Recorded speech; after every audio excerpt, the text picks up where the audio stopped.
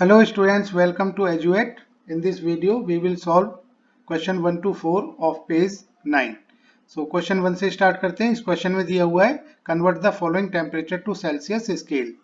तो हमने इस temperature को जो कि Kelvin में दिया हुआ है Celsius scale में change करना है। So Kelvin to Celsius में change करने के लिए हमारे पास formula है temperature in centigrade is equal to temperature in Kelvin minus 273.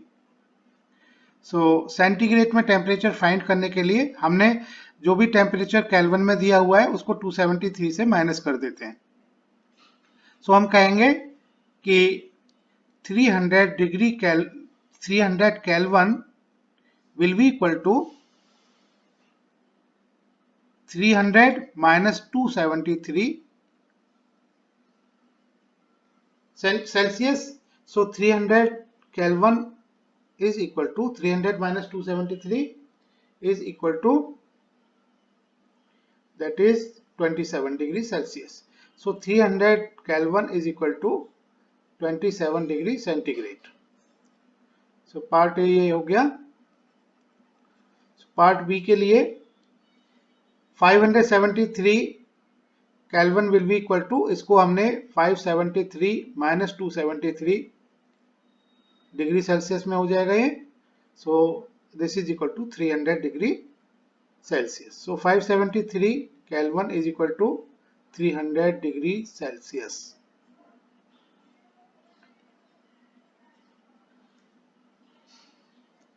Second question में दिया हुआ है what is the physical state of the water at 250 degree centigrade and at 100 degree centigrade. तो इसके लिए हम ग्राफ समझते हैं जब हम वाटर को यानी आइस को कन्वर्ट करते हैं डिफरेंट स्टेट्स में। सो लेट्स से आइस का जो टेम्परेचर है दैट इज 20 डिग्री सेंटीग्रेड। जब हम उसको हीटअप करेंगे तो कुछ ड्यूरेशन के लिए वो टेम्परेचर इंक्रीज शो करेगा और उसके बाद मेल्ट होना शुरू हो जाएगी आइस इस पॉइंट पर। इसको हम मेल्टिंग पॉइंट कहते हैं और ये 0 डिग्री सेंटीग्रेड पर मेल्ट होना शुरू होगा और कुछ ड्यूरेशन के लिए यानी ये टेम्परेचर कांस्टेंट रहेगा। यहाँ पर भी कहने का मतलब है 0 डिग्री सेंटीग्रेड टेम्परेचर रहेगा यानी इस पोजीशन में। अभी यहाँ पर आइस था, दिस वाज आइस, यहाँ पर कन्वर्जन यानी this is melting point, melt होना शुरू हो गया। तो इस पोजीशन में इन पोजीशन यहाँ इस ड्यूरेशन के लिए यानी यहाँ पर आइस प्लस वाटर दोनों रहेंगे और आइस के मॉलिक्यूल्स को लेटेंट हीट ऑफ वेपराइजेशन इस एनर्जी के बराबर टेम्परेचर मिलेगा तो वो वाटर में कन्वर्ट हो जाएगा। और इस पोजीशन पर 0 डिग्री सेंटीग्रेड यानी इस पोजीशन पर पूरा का पूरा जितनी भी आइस थी वो वाटर में कन्वर्ट हो जाएगा और यहां से फिर से टेम्परेचर इंक्रीज होना शुरू होगा और इस पोजीशन पर यानी इसको हम बॉइलिंग पॉइंट कहते हैं इस पॉइंट पर। सो और ये जो होता है दैट इज 100 डिग्री सेंटीग्रेड, कुछ टाइम के लिए फिर से कांस्टेंट रहेगा यानी इसको हम बॉइलिंग पॉइंट कहते हैं, बॉइलिंग पॉइंट। और कांस्टेंट रहने के बाद मींस यहां पर भी क्या रहेगा, स्टीम यानी वाटर वेपर प्लस वाटर दोनों ही कंडीशन में रहेगा हमारा ये वाटर। तो जिस वाटर पार्टिकल्स को लेटेंट हीट मिलेगी, लेटेंट हीट ऑफ वेपराइजेशन यहाँ मिलेगा और यहाँ पर मैं जो बोला था वो लेटेंट हीट ऑफ फ्यूजन था, ठीक है। तो यहाँ पर जिन वाटर पार्टिकल्स को लेटेंट हीट ऑफ वेपोराइजेशन इस हीट के बराबर एनर्जी मिलेगी वो स्टीम में यानी वाटर वेपर में कन्वर्ट हो जाएंगे। और यहाँ पर जो देखिएगा आइस और वाटर मॉलिक्यूल्स यहाँ पर प्रेजेंट थे, दोनों स्टेट में मैटर था। तो जिस आइस पार्टिकल्स को लेटेंट हीट ऑफ फ्यूजन के बराबर एनर्जी मिलेगी वो वाटर में कन्वर्ट हो जाएंगे और इस पॉइंट पर सारा का सारा आइस वाटर में कन्वर्ट हो जाएगा और यहाँ इस पॉइंट पर सारा का सारा जो हमारा वाटर था वो कन्वर्ट हो जाएगा वेपर्स में, वाटर वेपर में। देन इसके बाद एनर्जी इंक्रीज होना शुरू हो जाएगी। सो अगर हम देखें, क्वेश्चन दिया हुआ है पार्ट बी को देखें, 100 डिग्री सेंटीग्रेड। तो 100 डिग्री सेंटीग्रेड पर देखिएगा, 100 degree centigrade a boiling point पर होगा। सो 100 डिग्री सेंटीग्रेड पर water can exist. So at 100 degree centigrade या Celsius water can exist in both liquid and gaseous form, or at this temperature. So at this temperature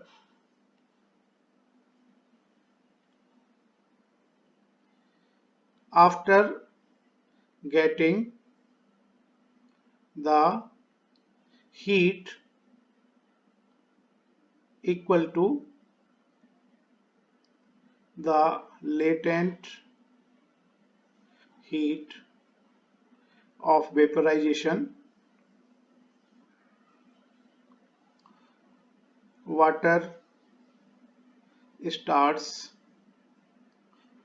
changing from liquid state to gaseous state। तो ये हमने बात की 100 degree centigrade की। 250 पर, at 250 degree centigrade, तो definitely 250 position यहाँ कहीं होगी।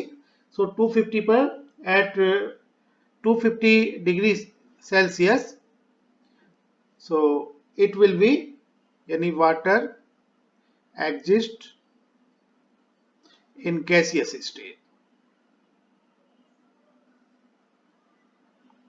तो देखिएगा इस यहां पर क्या था, यहाँ आइस की पोजीशन थी, देन दोनों पोजीशन हो गई, आइस वाटर दोनों है। इस पॉइंट पर वाटर होगा, वाटर इस पोजीशन पर भी वाटर रहेगा यहां से यहां तक, देन यहां से बॉइल होना शुरू होगा और इसके बीच में दोनों स्टेट में रहेगा, गैसियस और वाटर में, और यहां पर गैस स्टेट होगी और इस ड्यूरेशन में ये गैस स्टेट में रहेगा।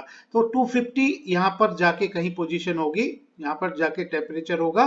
सो एट 250 डिग्री सेंटीग्रेड या Celsius water exist in gaseous state. Next question, question 3 में दिया हुआ है कि for any substance why does the temperature remain constant during the change of state. So जैसा कि अभी हमने ग्राफ में देखा था, during a change of state, मैं फिर से इस ग्राफ को देखेगा, पीछे ले जाता हूं आपको। यहां पर मैंने ये ग्राफ शो किया था कि ये during the change of state, देखिएगा ये चेंज ऑफ स्टेट है, यहां से इस पोजीशन पर टेम्परेचर कांस्टेंट रहता है और यहां पर भी चेंज ऑफ स्टेट है। So during the change of state the temperature remain constant. So why this temperature remain constant, क्योंकि यहाँ पर जो लेटेंट हीट तो एब्जॉर्ब होगी, जैसे यहाँ पर आइस के मॉलिक्यूल्स, आइस के पार्टिकल्स हीट एब्जॉर्ब करेंगे, किस हीट के बराबर, लेटेंट हीट ऑफ फ्यूजन, उसके बराबर हीट एब्जॉर्ब करेंगे, जो जिसको कि, क्योंकि उस हीट का एनर्जी का पता नहीं चलेगा, उस हीट का, जिसको कि लेटेंट हीट कहते हैं, हिडन हीट होती है, ये हिडन एनर्जी होती है। So this temperature is utilized for changing the state, क्योंकि देखिएगा आइस के जो मॉलिक्यूल्स हैं, यानी आइस के मॉलिक्यूल्स की अगर बात करें हम, तो आइस के मॉलिक्यूल्स दूर दूर, आइस के मॉलिक्यूल्स पास पास होते हैं, लेकिन इसको हम लिक्विड स्टेट में कन्वर्ट कर रहे हैं। जब लिक्विड स्टेट में कन्वर्ट करेंगे तो इनके बीच का जो मॉलिक्यूलर इंटर मॉलिक्यूलर फोर्सेस है वो रिड्यूस होगा, फोर्स कम होगा।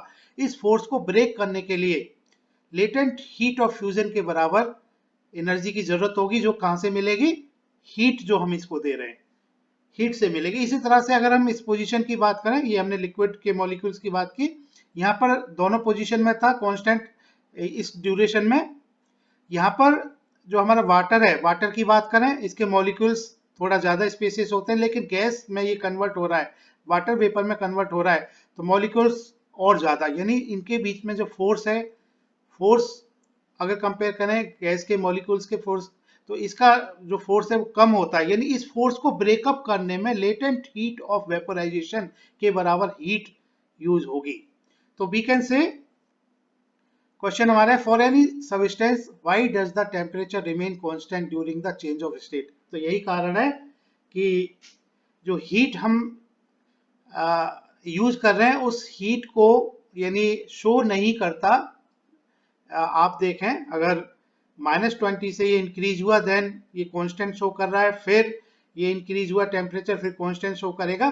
सो ये जो पोजीशन है ये चेंज ऑफ स्टेट की पोजीशन है। इस पोजीशन में सॉलिड से लिक्विड में चेंज हो रहा होगा और इस पोजीशन में लिक्विड से वाटर में चेंज हो रहा होगा। सो सॉलिड से लिक्विड में चेंज हो रहा है और लिक्विड में चेंज हो, जब ये हो रहा है तो उस हीट को हम यूज करेंगे पार्टिकल्स के फोर्स को रिड्यूस करने में, ब्रेक करने में। इसी तरह से यहाँ पर आइस के जो पार्टिकल्स हैं उनके फोर्स को रिड्यूस करेंगे और यहाँ पर वाटर के पार्टिकल्स को यानी यूज करेंगे। वाटर के पार्टिकल्स के जो फोर्स है उसको ब्रेक करने के काम वो हीट यूज होगी। ठीक है। So temperature during this period, during this interval duration, the temperature remains constant. Next question में देखिएगा, question 4, suggest a method of liquefy atmospheric gases. So हमने एक मेथड सजेस्ट करना है लिक्विफाई करने के लिए। लिक्विफाई मींस देखिएगा गैस को हमने, यानी गैस को हमने कन्वर्ट करना है, गैस को हम कन्वर्ट कर रहे हैं लिक्विड में। तो गैस के मॉलिक्यूल्स दूर दूर होते हैं, अब इसको कन्वर्ट कर रहे हैं लिक्विड में और लिक्विड के जो मॉलिक्यूल्स होते हैं वो नजदीक नजदीक होते हैं। ये हम कैसे कर सकते हैं स्पेसिस को कम? सो दो तरीके हैं। एक तो हमारा तरीका क्या है कि टेम्परेचर चेंज भी हम कर सकते हैं टेम्परेचर इफेक्ट से। दूसरा प्रेशर इफेक्ट। टेम्परेचर का इफेक्ट क्या होता है देखिएगा, अगर टेम्परेचर हम इंक्रीज कराते हैं तो वाटर, ये जो मॉलिक्यूल्स हैं ये और दूर दूर जाते हैं, इनको काइनेटिक एनर्जी मिलती है तो इनके बीच का फोर्स कम होता है और दूर दूर जाते हैं। लेकिन हमने क्या करना है, गैस के मॉलिक्यूल्स दूर दूर हैं उनको नजदीक लाना है, तो हमें क्या करना पड़ेगा, टेम्परेचर को रिड्यूस करना पड़ेगा। टेम्परेचर को हमें रिड्यूस करना पड़ेगा। तो अगर हम टेम्परेचर को रिड्यूस करेंगे so means reducing the temperature.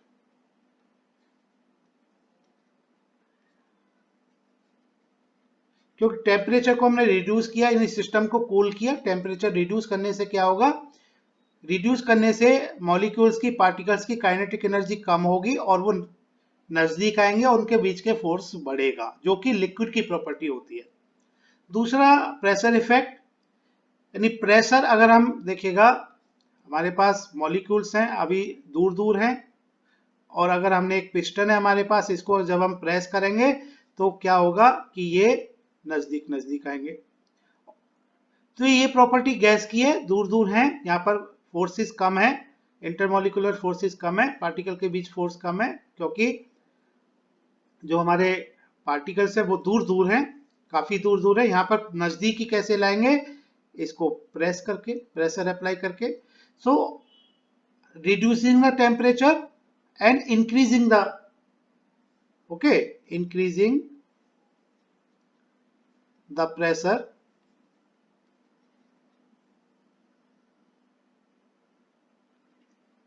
so reducing the temperature and increasing the temperature, these are the two methods, okay, which can be used to liquefy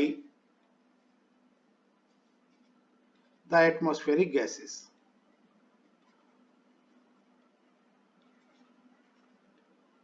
Thank you. Keep watching our YouTube channel Eduate, Education Anytime. If you feel it is beneficial for you and your friends, please subscribe, like and share it.